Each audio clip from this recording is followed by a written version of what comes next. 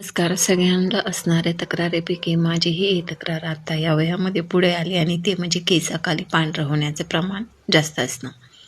त्यासाठी घरगुती उपाय केला. गॅलरीत असलेली रोजमेरीची पानं घेतली, कलोंजी घेतली, मेथी दाणे घेतले, जास्वंदाची पाने, कोरफड, जास्वंदाची फुलं, रोजमेरी, आवळा आणि कढीपत्ता हे घेतलं.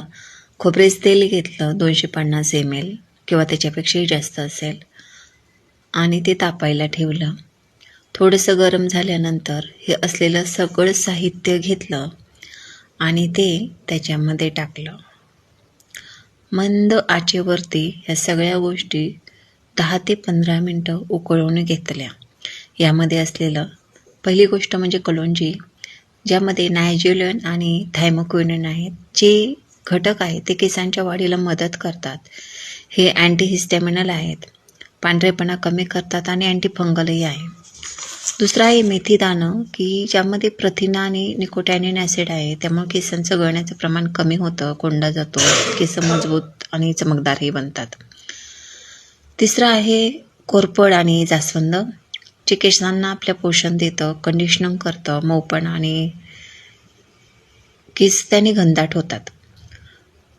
नंतर आहे कढीपत्ता, जे अँटीऑक्सिडंटचं काम करतं. आपण नेहमी पाहतो की जे साऊथचे लोक आहेत किंवा त्या साईडचे जो लोक आहेत तर त्यांचे केस पांढरं होण्याचं प्रमाण आपल्यापेक्षा खूप कमी आहे, कारण त्यांच्या आहारामध्ये नेहमी कढीपत्ता असतो, जवळजवळ रोजच असतो. तर कढीपत्त्यामध्ये काय असतं की जीवनसत्व असतात, ॲमिनो ॲसिड असतात, जे केसांच्या मुळांना मजबूती करतात आणि अकाली पांढरे केस होऊ देत नाहीत. रोजमेरी आहे, जे केसांचा आपल्या टाळूवरील जो रक्त परिसंचरण असतो तो सुधारण्यास मदत करतो. केसांची टोकं दुभंगत नाहीत, सुंदर आणि लांब केस होतात. रोजमेरी आपलं जे शरीरातलं DTH हार्मोन्स आहे त्याला नियंत्रित करण्यास मदत करतं. तर हे सगळे घटक घेतलेले आहेत मी आणि बराच वेळ 10 ते 15 मिनटं छानसं कमी गॅसवरती उकळून दिलेला आहे. तुम्ही पाहू शकता की आवळ्याचा कलर बदलला आणि आपल्या कढीपत्त्याचा कलर बदलला, जास्वंदीच्या पानांचा कलर बदलला. हे सगळं बदलल्यानंतर गॅस बंद करून झाकून ठेवलं आणि थंड झाल्यावरती एका काचेच्या जारमध्ये ते भरून ठेवलं.